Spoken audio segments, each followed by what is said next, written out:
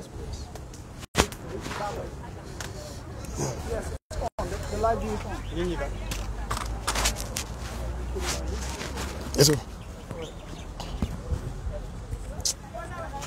So, been getting dialogue here,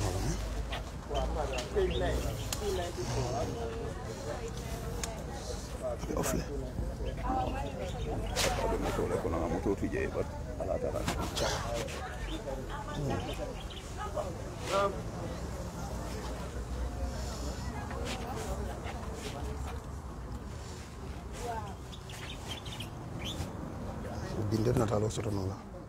Natalo Sotonola. Okay. Yes, yeah, because I was trying to use two of them. Okay.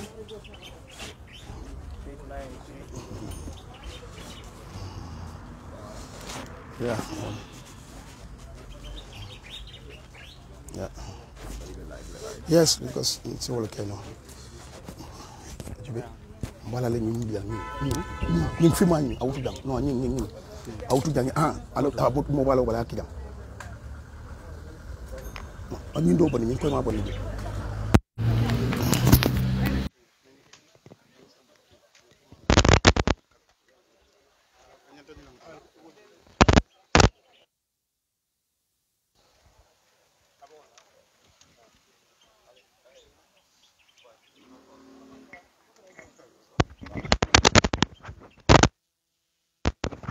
Thank you.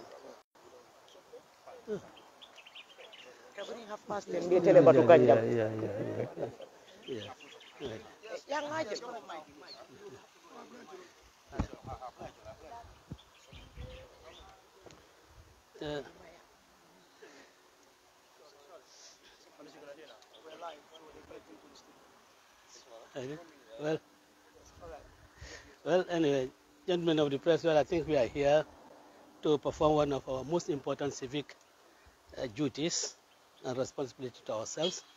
Of course, you see this inside that polling booth, you vote secretly. But of course, everyone knows how I have voted. Absolutely, no one can dispute that. But I think this occasion is important. It is the last cycle of our electoral calendar.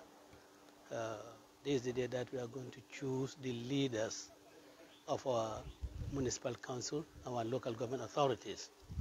And it is a heavy burden imposed on all of us. And we must discharge that burden without being emotional. We have to be rational about it. We don't have to be sentimental about it. Of course, we the voters, we have weighed the various candidates. We have listened to their programs. Those who are incumbents, we know what they have achieved. And those who are aspiring to come in, we know what they can do for us. So this is a very important step in the cycle of our electoral calendar. But the campaign has gone on largely peaceful, and we hope that the voting and the celebrations of those who will be victorious at the polls will also be carried out in a peaceful atmosphere. I am, however, disappointed. I'm, however, appalled. I am, however, put in fear of the stability in our country. Last night, a group of hooligans went about attacking innocent Gambian citizens who are doing their business about. And I understand at least 3 of them were held at a business center called Majum against their will, which is false imprisonment. People have been identified. I understand one of them, Islamic 𝒂𝒄𝒄𝒏, have been identified being involved in these acts of hooliganism. And we hope that the police and the Gambian government will take the necessary steps against these people, because these are the little things which, when they accumulate, it leads to catastrophic results. And nobody wants catastrophe in this country. Nobody wants conflict in this country. So I want to appeal to everybody that you should go about your business peacefully. We know the laws of this country. It is nobody will advise us what the electoral laws of this country are. We have been fighting for adherence to electoral laws of this country. So those who go about rating themselves as being the apostles and the sermonization of the electoral laws of this country, they are just repeating what we have been saying. They are just repeating what I have taught them when they were in UDP. That is what I taught them, so they should not be preaching to us. You cannot preach, the gospel to the Pope. Your Excellency, your party did extremely well during the last congressive elections, and we've been following very closely the huge following that your candidates have had as well during the campaign. How optimistic are you? Well, we do not predict, but we are optimistic. My candidate, and I said, of course, that when I go to vote, nobody will ask for whom did he vote, how did he vote. It is obvious that I'll be voting for the candidate I sponsored, and that is 𝒕𝒉𝒊𝒏 in this region. So we hopeful waiting that by later in the evening, we'll start the jubilation with KM, and then Kali will continue with his visionary leadership of this municipality, carry on his visionary development of this region, and he's addressing the social issues. Did you hear him? That housing scheme, single mothers cannot afford rents, so he has to provide for them. That is better than taking dust, unwashed gravel, heaping it on the road and say we are building roads. That is of no use to that woman who cannot afford rent. That is not the consolation to that woman who cannot buy a bag of rice. 𝒕𝒉𝒊𝒏, those are the issues that he's addressing. You can see the urban transportation program going to cater for the disabled, which no transporter in this country does. So this is the visionary leader that we have for this region. And of course, West Coast, we have our young, brilliant, upcoming lawyer, 𝒂𝒄𝒄𝒏 Darboe, with very good ideas for the transformation of that region. And inshallah, we think that when, at the end of the day today, UDP will be celebrating yet another victory. But as an elderly statesman, as a political party leader, what is your message to Gambians, elections message? My message to the Gambians is that let us all maintain peace and tranquility. That is what will be beneficial to this country. And I want to remind everyone that what we have gone through in the past 22 years, we shouldn't allow it to happen again. That is the mantra of the TRRC, never again, never again. And but we are seeing signs of the never again being gradually reduced to nothing. It's been eroded. Its efficacy is being eroded by the conduct and behavior of people who are supporting the NPP. And as I said, those people, I trained them in UDP. They were my youth. They know that UDP stands for peace. But today, they are the greatest promoters of instability in this country. And I wouldn't be hesitant I wouldn't be hesitant to mention names. The so-called political advisors, they are the agents of instability in this country. And we will make sure that we defang them. They are serpents that, the fangs that they use to really, bite people, we will remove all those fangs. I tell you, in the next 4 weeks, you will see wonderful things happen in this country. You will see the constitutionalism in this country being put in its proper place. All those nonsense people who call themselves political advisors will put them in their rightful places, as I told the people in the baby button loader there. So what message do you have for the people out there that did not come out to cast Let them come out. This is an important election. People have to come out. Dukare, alfuntin alena katofai. Nina muwatu ati bilo mulungti. Me yalon kafoko al salfan foroyano. Nal sita labungul kono. Al mana kana katofai. Kuno na alba albeni misala. dukaral kana son wole kaliya mobe funtina yana e carte fay yaadi la candidate ola men nyanta tay jikita men nako wala nyanta ni region da danola mo kana si suwo kono bul ken tok ci kër gi ñepp nañ génna li élection bi élection bu am maana la élection bu important la bu am solo la yi nga xam ne ñoo war a yore suñu naamo yi tey leen naataana leer bu leen toog si kër ga di wax ne jaru san man ma dem bu ñëpp buñ sefee def loolu bon élection bi du jaar ci yoon li tubaab bi dee wax ñi nga xam ne ñoo bañ a dem sànni karta ñoo dee tànn nguur bu bon soo leen toogee si kër ngeen bañ a ñëw tànn ñi nga xam ne ñooñu leen war tànn bon yéen yéen responsable pour soo leen amee meew bi nga xam ne jarut dara bo yana ko responsable te xam naa ne doo leen def loolu man diga kan wala dron ay tari ay safo no mol yele nin karte fayo la kumaya parce que ngaje le jamal bije nim presidential botala dron isafa ko si aman nit ko te kan karte fay so nin karte fayo la kumaya be mona fola nin karte fa kumaya ta ba ko ba ñinam karte fa me yalon ko nana mo be tala mol mel bulu mel yalon ka ko man sakundari telebe kan mar la adu man sakundari wala ni mol ka do ko man sakunda ba wala wal man grassroots la hajo e mo nyasoto woto mbafula mo be kafgal be funtinan alena karto alena la karta sansan kono ala karto di amma matal ya di menna on don te ba men fula kafko kat ngamo le misa sano bafula ko ya di NPP la wallahi nim fe karto di NPP la bi asala le kan ale gambia normally bukanyen kabar bawo la political advisor ngama ba fola fanam bole fola kavuka ala kato di UDP la nali yoke ale gambia fasa nali ya di ni mol ale gambia jamfa so mo be sita ni ala kato fa yeta ila suwo kono yella moy results la e ka même fo kavoko tenkun loi bunya melko fo iben na 40 ale la nu de la 40 wala UDP kono loi bunya iben na 40 ala fonko libending ka fono fode ñene be kene do ntelom fode wol tital mutab lending le ba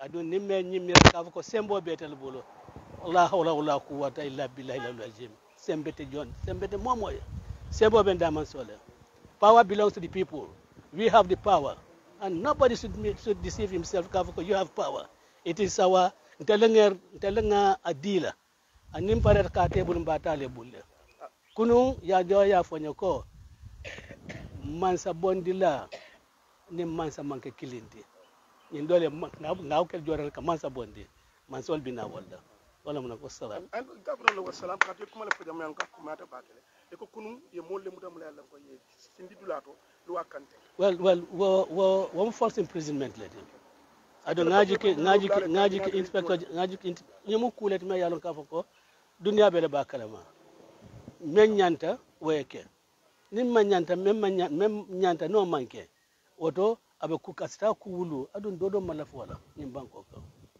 nin dula ko tan no yanyel ye mutadame nin gambian ko nin tella ma yalte ye mutadame tenunum bi woto janita ban tel man la fola adun telephone to encourage la mo meka ni del bela luwa bunya bali akela delto telto kala mo meka yalon kaf ko yomen kam ko banku ko ten ko teno duwanyu is rest to the ground par hani malaf wala kadu ko no keda at least banko la economic karadol aba affect la le bawo do ko le ka kijeto bela yalon kaf ko mo kensan mo melal ila kordal be kere e ka fel soto jeto e malaf yolla hajo tinya mo kuntan la ko kam.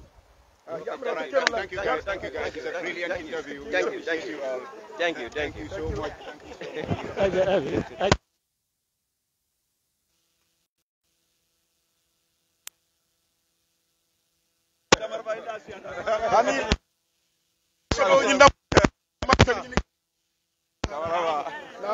The interview was perfect.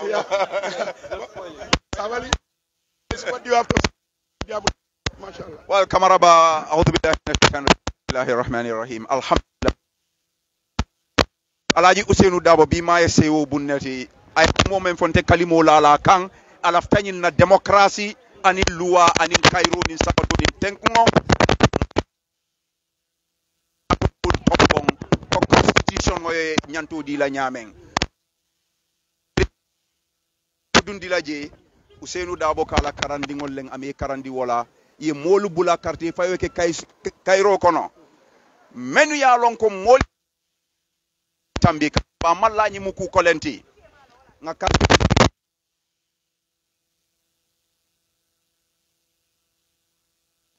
carte o fay Gambian ko lalbe dawoda alaji Ousseynou Darboe carte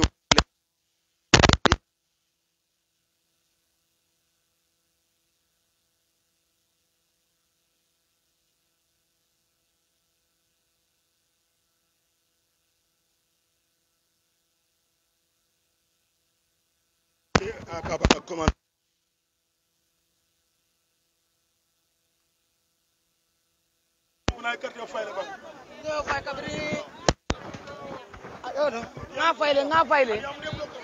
nga fayle kabiri talansay kabiri eto kulok nde karto fayle eto du kamara ba ndo fay juna ha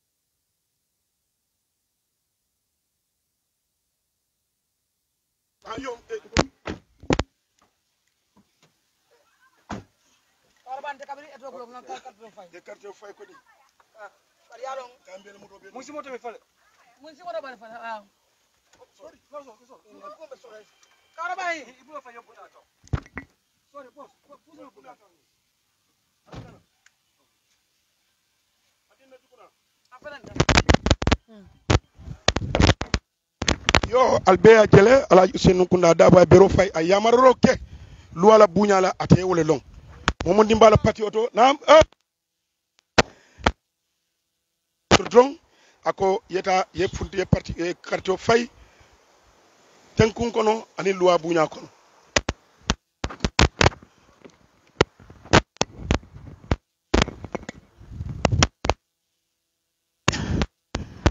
dandar darol di ani yamarolu di mol mun ka mol dundi fitino kono mol mun ka problème mol di molula e mi ya lonko wolle nyapita molu kan ke di ten at somewhere mi ya lonko e ye luwale tinya bare comme ali ala Ousseynou lo nyami ko ni gamben ten wondula dolom wala United Democratic Party man ke luwa buña patriote sifa iba janila lenu bare hani itel de la mol yamar la pour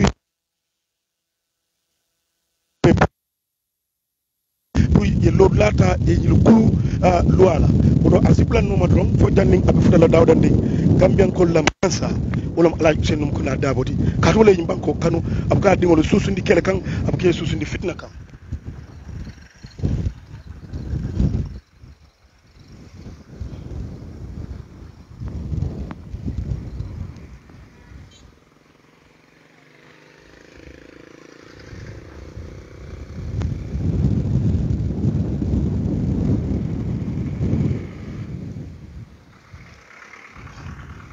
rogamen kolu albe dawdan ding al findi aleta le bero fay wato tije ka fu kon ka time wala batu time wote de batu la ite kana time wo batu tayta fay comme camara bani a nyondo ya kinyami sorrado ya fay o de be dawdan ding sain alaji Ousseynou ye ya kanule ale fonsaje be sawna be lonna be tisadol sanna be modol bulala modol la be tamitin dulal to be la tisa be kol kela wodo bi membe o kumayandi la wolom bindi ka findi kadan na councilol ni en na chairmanol ni na meolu ka bero fay banko karo bela ani banko dindol milalo ko woliaje ko United Democratic Party de man si banko marano tinu nin tonya kan wodo mba flale ko drom al subla camara ba official number fo janning wato munna ninna alpha be bula nyobulo ko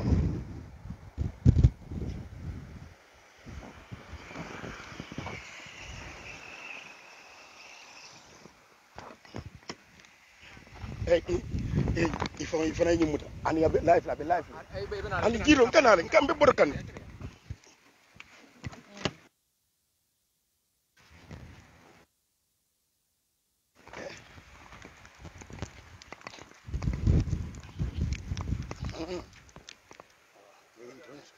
Thank you.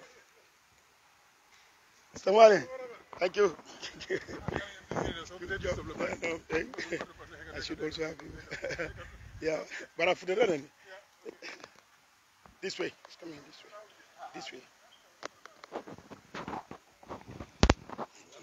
Pardon.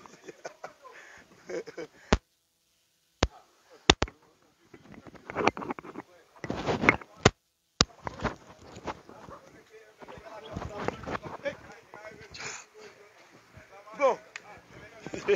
Epa. Epa. Go. You know what the mobile on after Larry. You know what the mobile on Larry. Everything is okay? Yeah.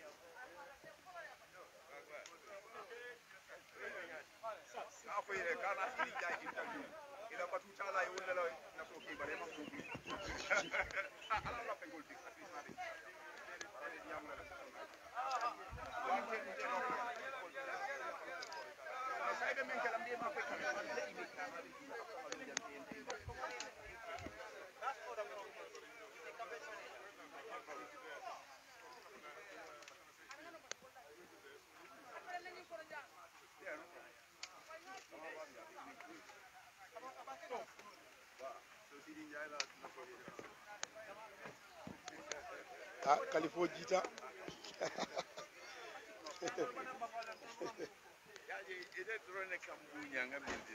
Wala nyanda kake. Wala nyanda kake.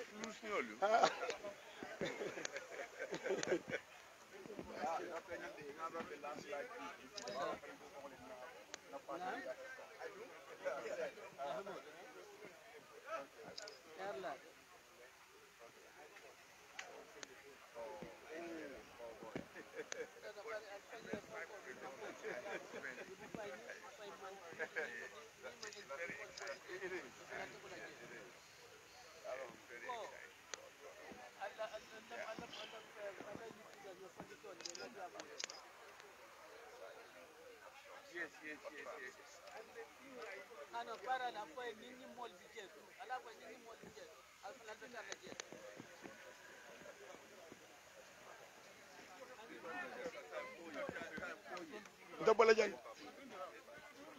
London man try for una. Bimbelo agent from jam. Da. Ready. Bimbelo agent.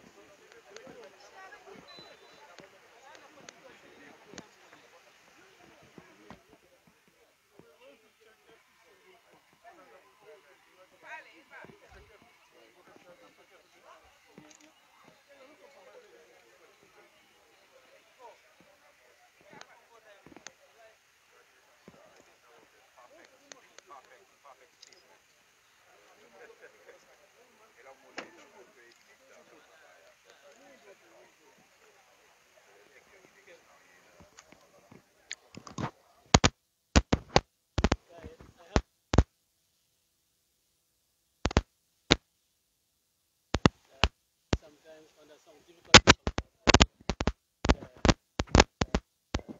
the history will certainly give you the rightful place, your rightful place in this.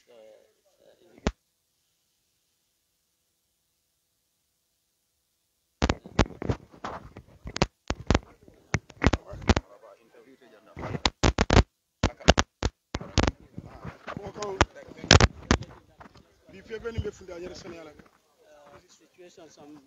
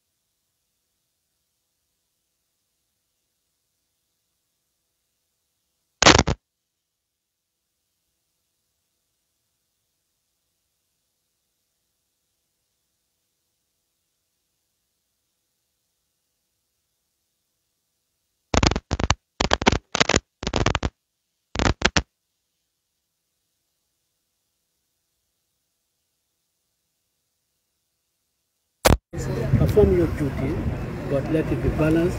There should be no discrimination. If you don't allow UDP supporters to be around the polling state, to be around the polling area, and of course, the distance is measured by the election laws. A certain distance you must keep away, and if you enforce that, you must enforce it against the NPP guys, so that we know that the security will be treating us all fairly. I want to ask the IG to please come out and address his men, just as the CDS has addressed his men. I think the CDS is really, showing himself to be the security officer that he should be, not favoring anybody. And I want the IGP also to take similar action so that we continue to have confidence in this institution.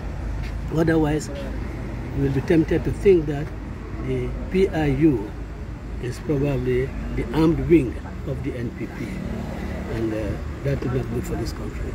I thank you all. Thank you again, gentlemen. Thank you so very much. Appreciate it.